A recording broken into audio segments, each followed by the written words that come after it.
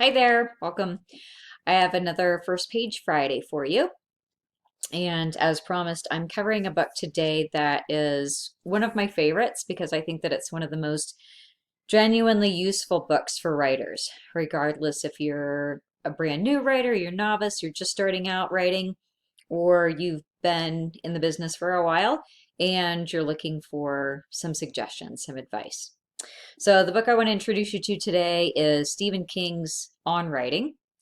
If you're a person who doesn't read Stephen King, you're not into that genre, this is totally different. So rest assured. I'm not a person who reads horror fiction, that kind of thing. I think I read one of Stephen King's books way back when. But honestly, that's not my thing. His fiction doesn't interest me. Just not my genre. But this book is spectacular. I genuinely recommend it to any writer. I think it's extremely valuable. I think it's got excellent elements of memoir that are very engaging and pull you into his story. And then I think that he has extraordinary advice to get you started, get you going, keep you going, help you to hone in your craft and so forth. Okay? So, what I'd like to do is to start off by reading you the first page. And then what I'd like to do is to share you some of the tidbits from the book. Okay? So, what I have for you here is the first page from On Writing.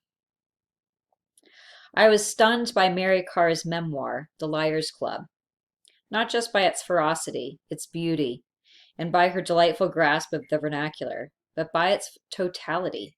She is a woman who remembers everything about her early years. I'm not that way. I lived an odd, herky-jerky childhood, raised by a single parent who moved around a lot in my earliest years and who, I am not completely sure of this, may have farmed my brother and me out to one of her sisters for a while because she was economically or emotionally unable to cope with us for a time. Perhaps she was only chasing our father, who piled up all sorts of bills and then did a run out when I was 2 and my brother David was 4. If so, she never succeeded in finding him. My mom, Nellie Ruth Pillsbury King, was one of America's earliest liberated women, but not by choice. Mary Carr presents her childhood in an almost unbroken panorama.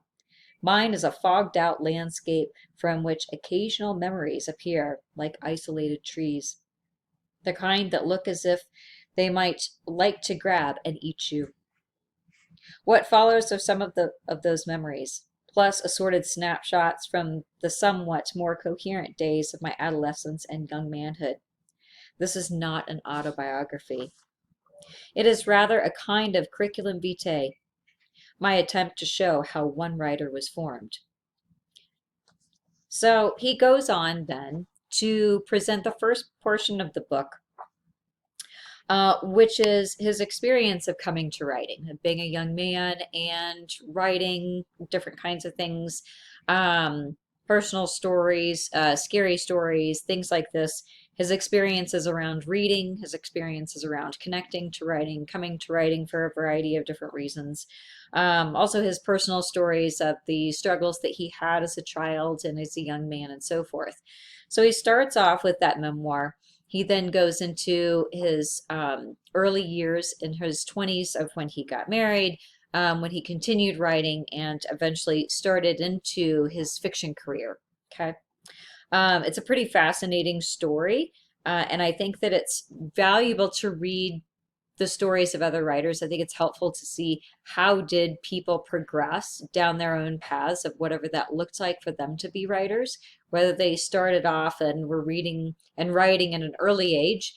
Flannery O'Connor says that she was reading and writing in a very early age, or if they developed slowly over time, or if there was a moment later on in life of where they kind of woke up to the word and recognized that that use of words of kind of bringing them in through reading and then sharing them back out through writing was something that they needed to be a part of, that process that they needed to be a part of. I think that that can be really valuable to you as a writer. I think that it can help to normalize your own process because I think that a lot of us will go through this thought process of, hey, am I doing it right? Am I normal? Am I on the right kind of path, and so forth. And so I think that there can be a lot of reassuring information when we find out how do other writers do it, what brought them to the place where they got to writing. Okay. The first thing I want to share with you out of the book, and by the way, it actually was really difficult for me to come up with a list of topics out of the book to talk to you about. And part of that is because I came up with 3 pages in a single spaced of all of these little items that I wanted to discuss with you, because this book is just full of these little tidbits, these little one-liners, these little single paragraphs that just kind of summarize these big ideas very succinctly. And he has such a familiar way of communicating that I think it's so valuable, because as a writer, it just reaches out and grabs you right away, regardless of what your genre is, regardless of the style of writing, regardless of where you are in your writing path. He just kind of reaches out to you right away. And I really like that about him. I really like that about the book. So it was hard for me to get to a place of where I just had a few little tidbits that I wanted to share with you today. So I had to break this down and cut out about 90% of what I originally had identified as being important tidbits to share with you. But I think that when you go and read this yourself, that you're going to recognize that this is just absolutely full of wonderful little nuggets of wisdom that you can then use in your own practice. I have read this book 4 or 5 times now, I think 5 times now, and every time I read it, it's a different book. It's one of those experiences where you come back to it, and each time you come back to it, there's a different message sitting there waiting for you. So I hope you enjoy this as much as I have. The first thing that I want to talk to you about is his message that he has about coming to the blank page, coming to writing. Like, what is that? What is it that you're bringing when you're doing that? And this is on my version here. I've got the hardcover version that I'm reading from. This is on page 106. He says, you can approach the act of writing with nervousness, excitement, hopefulness, or even despair. The sense that you can never completely put on the page what's in your mind and heart.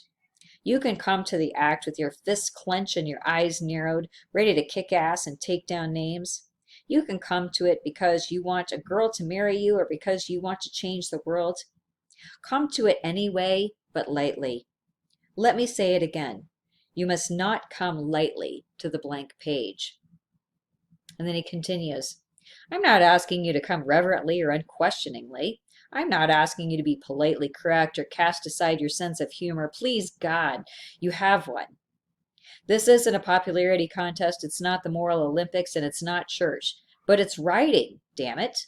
Not washing the car or putting on eyeliner. If you can't take it seriously, we can do business. If you can't or won't, it's time for you to close the book and do something else. Wash the car, maybe. So I like that he says that. I like that he puts this sense of oomph behind it, this strength, this power to say, look, this is good stuff here. What we do as writers when we come to the page is that we bring this strength, we bring this value, we bring a level of seriousness, even if what we're doing is humor or comedy, right? We're bringing a lot of heart to it, and I like that message. I think that that's a really valuable message to any writer, to let them know to, like, to bring their full selves to the page when they're coming into it.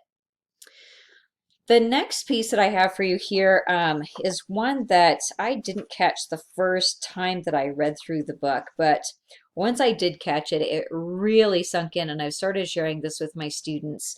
Those of you who have attended my workshops know that I teach high school, and I also teach adult workshops for writing on the weekends.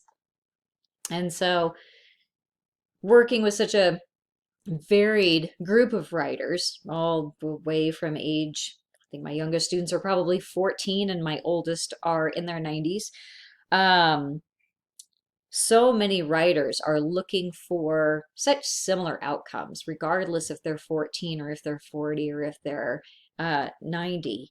And all of those writers also have to put the same kinds of tools into their toolboxes to be able to put down their stories in the right way so that they are received well by their audiences. And I think that this first piece that I'm going to share with you, which is about reading, is really valuable. This is on a page 145. If you want to be a writer, you must do two things above all others: read a lot and write a lot.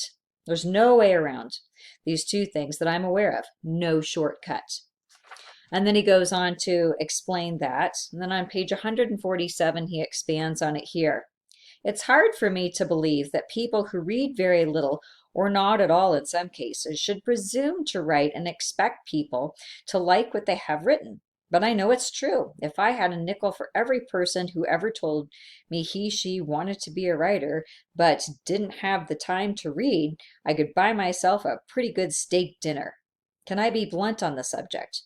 If you don't have time to read, you don't have the time or the tools to write. Simple as that. And I know that that might sound harsh, especially to someone who isn't doing a lot of reading. But the wonderful thing about today is that we have such a varied means for accessing reading, right? We can read on our phones. I've got my magazine, my newspaper subscription on my phone. I read the newspaper on my phone every day. We have audio books. I've always got an audio book going in my car. Always. I just pick them up from the library. It's free from the library, right? I grab the CDs. I've got a CD player there, and I just always have a book going in the car. And then I'll read at night as well. Maybe not necessarily every night, but I definitely read at night. And then I have work reading that I do during the day as well. So we have such a variety of ways that we can access reading, that we can get to the reading. And it's that coming in and kind of scooping out the reading over and over again, right? It's that drinking in the reading, that drinking in the writing, that's understanding of the words. And what that does is it puts us in connection, in contact with other writers. It allows us to hear and feel the way that the words work on the page. It allows us to come in contact with those words and the way that writers are presenting information. It shows us different ways of putting sentences together, paragraphs together, and so forth. I have a book club that I do with some teenagers at one of the schools, at the school where I teach. And we were just talking about the book Speak. And one of our extensive conversations that we had is the way that she did internal monologue and dialogue. And I don't think that we could have had that conversation if those kids hadn't been pretty consistent readers, if they hadn't been reading books on an ongoing basis, that they wouldn't have really known what we were talking about when we talked about internal monologue, when we talked about dialogue. They wouldn't have been able to recognize that on the page. So it's like those little things that just reading just gives you that practice of what is it like to come in contact with words on the page, and to understand the way that the writer presents information to us so that we can find what's really working for us as writers, what really works for us as readers. Okay. So a couple of good ideas for you there. Another thing that I really like that he has to say is he talks about having supportive friends, and this is one I found about 12 different instances in the book where he talked about having supportive friends who support your writing habit, who will be readers for you, and things like this. I'm just going to give you a couple of the little tidbits out of this, but I want you to know that there's so much more to this topic that's in the book. And I think that this is one of the more powerful topics that he talks about when he talks about having supportive friends. So here on 73, he says, my wife made a crucial difference during those 2 years I spent teaching at Hampton and washing sheets at New Franklin Laundry during the summer vacation. If she had suggested that the time I spent writing stories on the front porch of our rented house on Pond Street or in the laundry room of our rented trailer on Clatt Road in Hernan was wasted time, I think a lot of the heart would have gone out of me. Tabby never voiced a single doubt, however. Her support was constant, one of the few good things I could take as a given. And whenever I see a first novel dedicated to a wife or a husband, I smile and think, there's someone who knows. Writing is a lonely job. Having someone who believes in you makes a lot of difference. They don't have to make speeches. Just believing is usually enough. I think he's absolutely right. I think he is absolutely on the money when he talks about this here. I think it's really valuable to have people who believe in you. You know, I think that all of us have come into contact with that person who's like, oh, what are you doing? You're wasting your time. How are you going to make any money of that? Right? Those naysayers that just have the ugly words that they're throwing at us.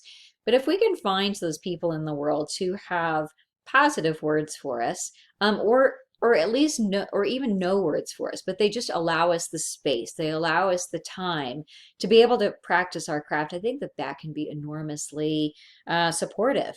I belong to an artisan writers group in the town where I live. We have a nonprofit art center here, and I'll tell you, my writing has absolutely flourished ever since joining this group. Just being around other people who are writing and who are creating art and who are playing around with words, it's made a huge difference for me and really brought me up and brought my my love of writing up by just being around people who get it. You know, I think that there's a sense of um, feeling like you're doing the right thing when you're around people like that. So I have a couple of other little tidbits around this topic that I think can be really helpful to you. This next one's on 215. Someone, I can't remember who for the life of me, once wrote that all novels are really letters aimed at one person. As it happens, I believe this. I think that every novelist has a single ideal reader, that at various points during the composition of the story, the writer is thinking, I wonder what she would think about when she reads this part. For me, that first reader is my wife, Tabitha. And then he goes on to talk about how he has written every single book for his wife, Tabitha, and how she's the person who always reads his books first and who points out what is working, what isn't working, and so forth. And so her opinion is most important, which he talks about here on 218. Do all opinions weigh the same? Not for me. In the end, I listen most closely to Tabby because she's the one I wrote for, the one I want to wow. If you're writing primarily for one person besides yourself, I'd advise you to pay very close attention to that person's opinion. And he goes on to talk about that. I think that this is a genius way to think about your writing. Instead of thinking about it as going out to this broad general audience of where it's going to be potentially read by millions of people, all of whom have kind of blank faces and it's hard to identify them as individuals.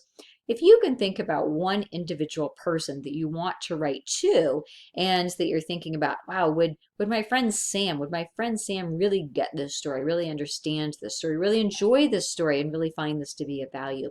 That can help you to hone in on your writing and to really focus in on all of the elements of it, the tone, the mood, the voice, and so forth. Okay? A couple of other little tidbits of value here. He talks about this relationship between writing and editing. I'm going to go backward here to page 57, kind of earlier in the book. When you write a story, you're telling yourself the story. When you write, your main job is taking out all the things that are not the story. So he's talking about that process of like putting down the words the first time, you're just dumping, right? Brain dumping. I've heard that used as a term to describe it.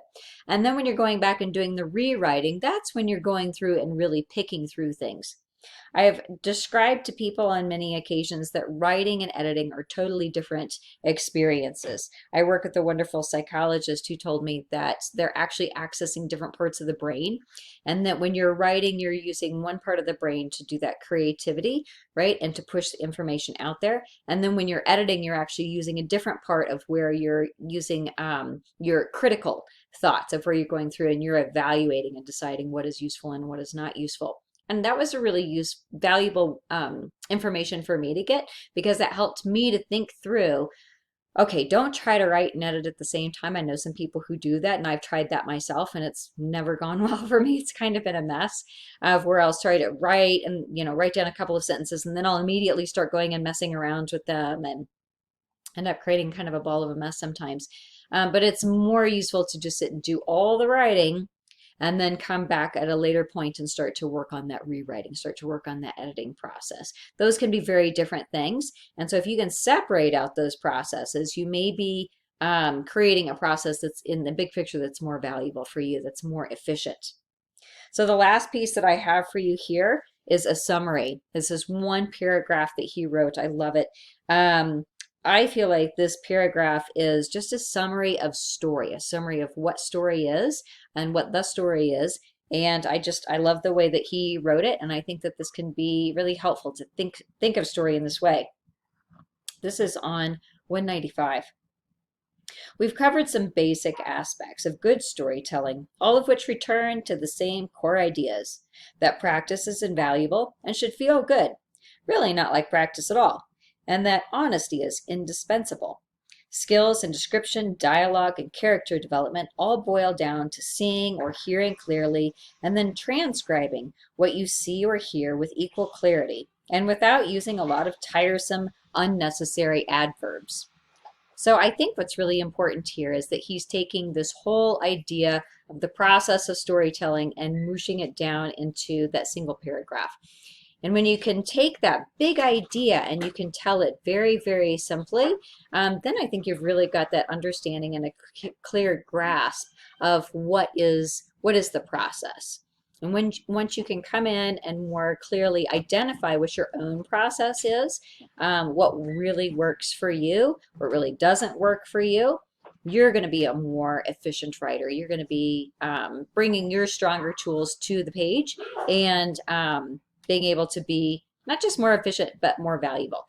You know, when you put those words down on the page, that they're going to be, that process is going to be better for you. Okay, so On Writing by Stephen King, I definitely recommend that you run out and grab it if you don't have it already. And if you've read it once, I'd suggest reading it again. I think it's one of those books that you can read it over and over again, and you'll get different information each time that you come to it. I hope that this is helpful to you.